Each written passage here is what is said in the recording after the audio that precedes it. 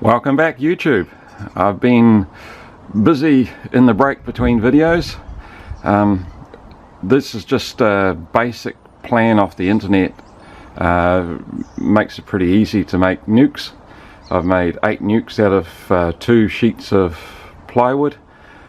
What I did is I changed the plan just so that on the table saw I'd have the least number of cuts to make, and they turned out pretty well. I've still got one coat of paint to put on the nukes, and I've still got to put a little bit of mesh in the floor of them for a bit of ventilation, but other than that, they're all ready to go.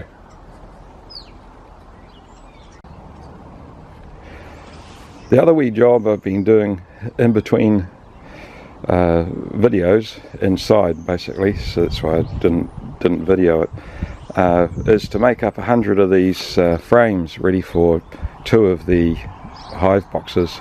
I bought pre-wired frames this time instead of making them up myself.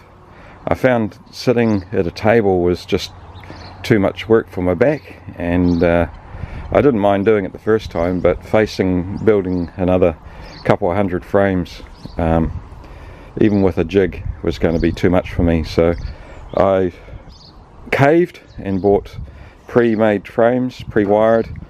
They work out about the same anyway.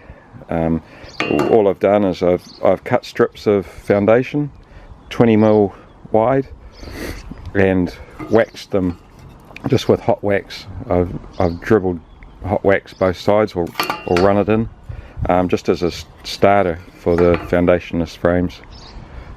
So I've got 100 of those ready for 2 of the hives. The third thing that I've been able to get made, I've only made one at this stage as a prototype, is the tin roofing ready for on the hive. So what I've done is I've rolled 10mm on the front and 10mm rolled at the sides, and then bent it in so that the distance across here is perfect for on the hive. So when I take that and put it up on the hive, what I've done on top of the hive is I've cut a couple of slats just in the right profile. It turned out to be about 5-degree angle across the top, so I get the right fall. I've just put them on there to support the iron on the roof. I was just a bit concerned that it might end up getting damaged, you know, with people putting bricks or whatever on top. So today my job will be to fix that down just with a little bit of overhang on the front, and I'll put screws along there and screws along the backboard, and that should be sufficient to hold it on. There's a little bit of an overlap here so that the water, when it runs down, it'll drip down rather than run down on the box. Well, that's the plan. Okay, the lid is now pretty much finished. I've attached the hinges, easy open and close. I think I will have to get some sort of latch just to make it 100% wind proof. The other job I've got done is I've made the legs.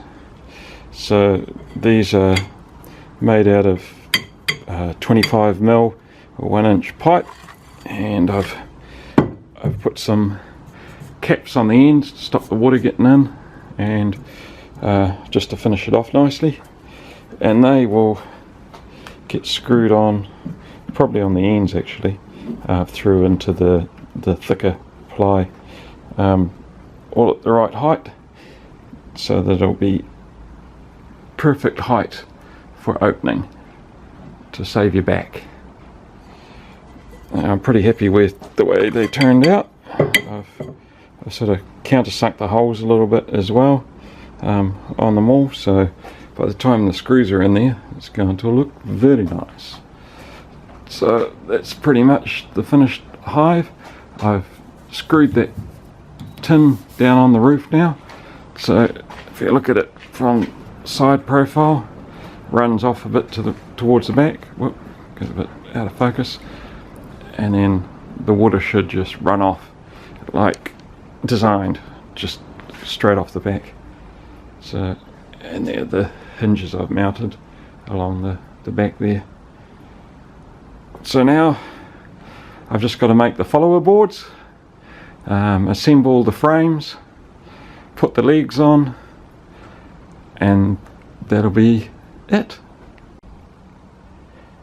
Okay, it's taken me a little while, but what I've done is I've cut out these pieces of plywood ready to make the follower boards out of. Pretty simple design.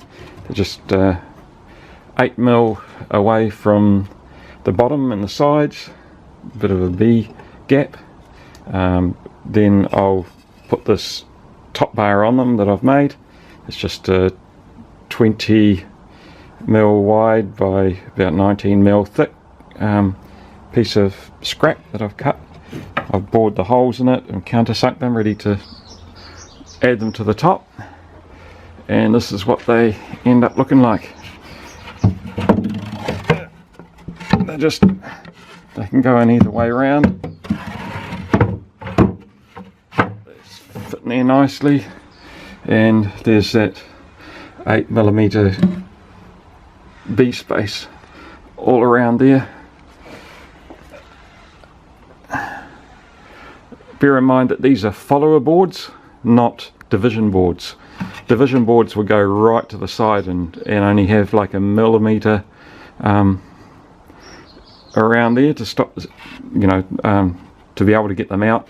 The bees would propellise them up and you'd have a bit of a struggle, but the follower boards allow the bees to get past them so that they can actually get a sense for how big the hive is, but also restrict the area that they need to maintain as far as heating and cooling, and defending, obviously. So that's the follower boards. I'll continue on with these last few and put the top bars on them.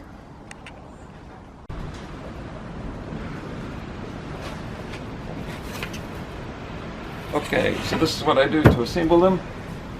I add a bit of glue along the top.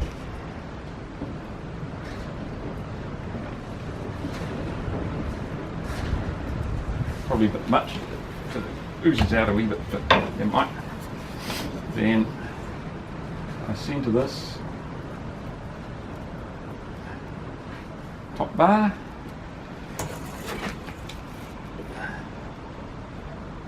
It's got to be sticking out exactly 15mm to be centred. Drill the screw hole. 45mm drill screw.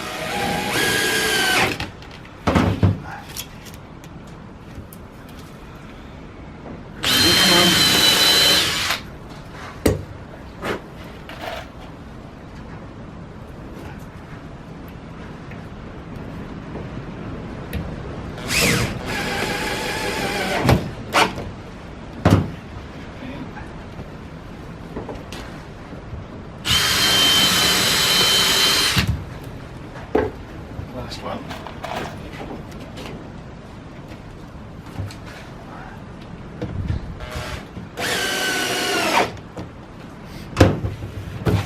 There we go.